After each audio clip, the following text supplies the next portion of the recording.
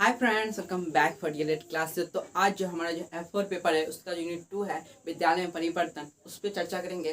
तो विद्यालय परिवर्तन में जो हमारा जो पहला पॉइंट है शिक्षा का अधिकार और विद्यालय में जो सारे परिवर्तन होते हैं उन पे आज हम चर्चा करेंगे। तो पहले हमारा जो शिक्षा का अधिकार है, शिक्षा का अधिकार कानून क्या है, इसके तहत जो है सो क्या सब आते हैं, इसमें जो है हमारा जो है शिक्षा का अधिकार कानून संविधान के किस अनुच्छेद में उच्चारण जो है सो उल्लेखित किया गया है, और बहुत सारे इसके बारे में जो जानकारियां हैं उसके बारे में हम जो है सो करेंगे। और जो हमारे इसके जो शिक्षा के अधिकार के जो 2009 के जो प्रमुख बिंदु है उस पर चर्चा करेंगे। जो हमारा जो शिक्षा का जो अधिकार के तहत जो विद्यालय में बच्चों के लिए क्या क्या शर्तें रखी गई है, कैसे दाखिला लेने चाहिए, किस प्रकार से बच्चों को दाखिला देना चाहिए, इस सारे बिंदु पे हम चर्चा करेंगे। ये जो आपके जो जितने भी संविधान में उल्लेखित जो पॉइंट हैं जो मैंने यहाँ पे लिखा है वो आपके लिए जो है सो बहुत ही महत्वपूर्ण है, क्योंकि आपको एक शिक्षा के भांति ये सभी पॉइंटों को, ये सभी जो है आपके जो बिंदु हैं सबको जो है सो जानने की जो है सो परम आवश्यक, ये जो है सो परम आवश्यक एवं महत्वपूर्ण बिंदु हैं जो आपको जानना है,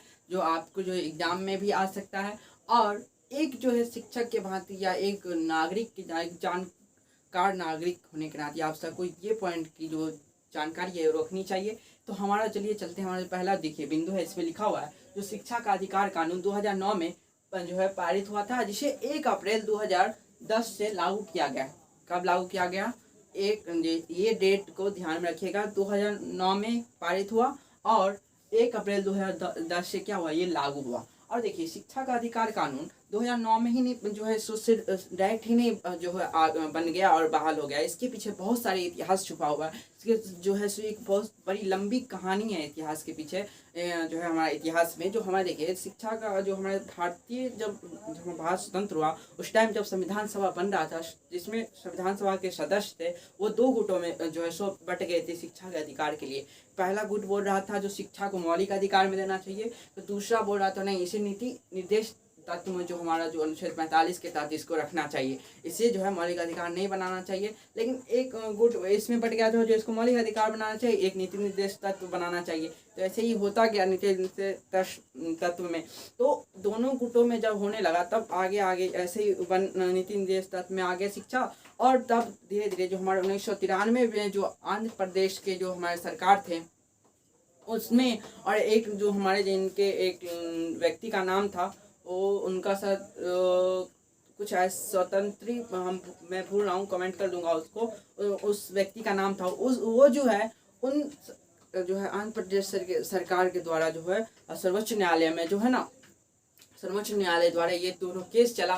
जो हमारा शिक्षा का अधिकार के तहत जो हमारा नीति निर्देश तत्व है ना, उसमें ज़्यादा उनके जो राज्य में विकास नहीं हो रहा था, उनके राज्य में जो था ना, देखिए नीति निर्देश तत्व जो है सिर्फ लोग अपनी भलाई के लिए अगर अपनाना चाहते हैं तो वो करें, नहीं अगर नहीं अपना, देखिए नीति निर्देश तत्व ऐसे हैं जो उनकी जो नीति है, उनकी जो नैतिक मूल्य है, उनको अगर अच्छा लगता है, उनको ये करना है तो कर सकते हैं, लेकिन वो दबाव नहीं डालता है। एक तरह से वो अगर लोग अच्छे हैं तो वो लेंगे, लेकिन वो दबाव नहीं डालेगा। लेकिन मौलिक अधिकार में जो है सो आपको वो करना ही है, आपका वो अधिकार है, आपको वो करना है, और ये जो है सो सरकार का दायित्व बनता है कराना। लेकिन नीति निर्देश तत्व में जो है राज्य सरकार का दायित्व बनता है इसे प्रोवाइड कराए, और लोगों को भी थोड़ा बहुत इसमें जो है सो संलग्न होना पड़ता है। लेकिन मौलिक अधिकार में जो है सो वो अधिकार को सरकार को किसी भी हालत में जो उनको जो है प्राप्त कराने के लिए उनको जो सुविधा उपलब्ध कराना होता है। तो लेकिन मौलिक अधिकार सरकार अपनी जो है सो कह सकते हैं अपनी पक्ष बजाने के लिए या कुछ ऐसे कार्यों के वैसे नहीं बनने दे रहे थे। लेकिन बहुत सारे आंध्र प्रदेश से सरकार जो थे सो उन्होंने जो इस पर सर्वोच्च न्यायालय में केस लड़ी 1993 में जो है उन्हें जीत मिली। तब शिक्षा को जो हाँ कहा गया जो इनको मौलिक अधिकार बनाना चाहिए। तो 1993 में धीरे धीरे इसे 8 साल लग गए, ऐसे ऐसे होते होते 2000 में बहुत सारे ऐसी जो है सो जो पहले देखिए केस जीत गए आंध्र प्रदेश की सरकार। लेकिन इसको कानून में पारित करने के लिए, इसके विधेयक पास लाने के लिए संसद में भी मीटिंग होनी चाहिए, जो संसद में बैठक होती उसमें भी कानून पारित होना चाहिए था। तो ये सब जो धीरे धीरे जो सरकारी प्रोसेस होता है बहुत धीरे धीरे होता है। तो ये धीरे धीरे होते होते ऐसे करके हमारा 2009 में जो है शिक्षा का अधिकार कानून आया, जो हमारा 1 अप्रैल 2010 में लागू हुआ। पहले तो हमारा संविधान सभा में ये बना था नीति निर्देश तत्व और मौलिक अधिकार में देना चाहिए। उसके बाद 1993 में हमारा जो आंध्र प्रदेश का जो सरकार था उन्होंने जो है सो सर्वोच्च न्यायालय में केस लड़ी, एक जो है एक आदमी के दोनों में आंध्र प्रदेश की सरकार बनाम वो जो व्यक्ति था उनका नाम मैं मेंशन कर दूंगा कमेंट बॉक्स में। तो वो और दोनों में केस हुआ तो उनमें आंध्र प्रदेश सरकार जीता। आंध्र प्रदेश सरकार ने जो है जीत हासिल की, जो हाँ सर्वोच्च उनको जो है सो एक शिक्षा का अधिकार जो है सो मौलिक अधिकार के रूप में जो है सो अपनाना चाहिए। तो वही अधिकार को प्राप्त करने के लिए सरकार, जब उन्होंने जीता तो सरकार क्या है, एक विधेयक लाना पड़ा है। कानून बनाने के लिए बहुत सारे प्रोसेस होते हैं जो तो वही प्रोसेस से गुजरते गुजरते धीरे धीरे बहुत सारे ऐसे जो है सो जो है प्रक्रिया हुई। और उस प्रक्रिया में हमारा जो लास्ट में जो धारा 21 के ए में जो हमारा शिक्षा का अधिकार, जो हमारा मौलिक अधिकार है, उसमें रखा गया है। तो आप ये कानून का अधिकार धीरे धीरे आप मौलिक अधिकार में जो है सो शिक्षा का अधिकार आ गया है। तो आप जो पहले लोग को रोटी कपड़ा मकान नहीं, आप रोटी कपड़ा मकान प्लस शिक्षा भी चाहिए लोगों को। तो ये जो हमारा जो है ये इम्पोर्टेंट डेट है, याद रखिएगा। 2009 में पारित हुआ, 1 अप्रैल 2010 को लागू हुआ था। अगर आपको इसके प्रति इतना लिखना पड़े, शिक्षा का अधिकार अगर अधिनियम अगर एग्जाम में आ जाता है, तो मैंने बहुत सारे पॉइंट जो है सो आपको बता दिए हैं, आप उस प्रकार लिख सकते हैं अपने मन से। तो चलिए, हमारा जो है शिक्षा का अधिकार हमने जान लिया। अब शिक्षा का अधिकार अधिनियम 2009 प्रमुख बिंदु जो है वो सब पे हमारा चर्चा करेंगे। तो देखिए 2009 के जो प्रमुख बिंदु है, पहला बिंदु है हमारा 6 से 14 वर्ष की आयु वाले सभी बच्चों को निःशुल्क एवं अनिवार्य शिक्षा प्रदान करना। ये कब बना? देखिए पहले भी निःशुल्क शिक्षा था, लेकिन उसके बाद जो हमारा जो ये अधिकार, ये सरकार का दायित्व होगा, दायित्व हो गया जो इसको उनको जो है सो शिक्षा प्रदान कराना ही है जैसे हो। अगर कोई बच्चे को 6 से 14 वर्ष की आयु वाले बच्चों को निःशुल्क एवं अनिवार्य शिक्षा नहीं प्रदान करता है तो उन पर कानूनी कार्रवाई होती है। यानी आपको जो है सो सरकार द्वारा इनको कराना है 6 से 14 वर्ष आयु वाले सभी बच्चों को निःशुल्क शिक्षा, यानी फ्री में, अनिवार्य यानी आवश्यक है, उसको देना ही है, शिक्षा प्रदान करना है। दूसरा है, हर एक आवासीय क्षेत्र के 1 किलोमीटर के दायरे में कक्षा 5 तक का प्राथमिक विद्यालय होगा। देखिए हर एक आवासीय क्षेत्र, जो भी घर जो आवासीय रहने वाले क्षेत्र हो, उसमें जो है सो कक्षा 5 तक प्रत्येक 1 किलोमीटर के दायरे में एक प्राथमिक विद्यालय होना अनिवार्य है। कक्षा 5 तक क्या है, प्राथमिक विद्यालय 1 किलोमीटर के अंदर में दायरे में होना अनिवार्य है।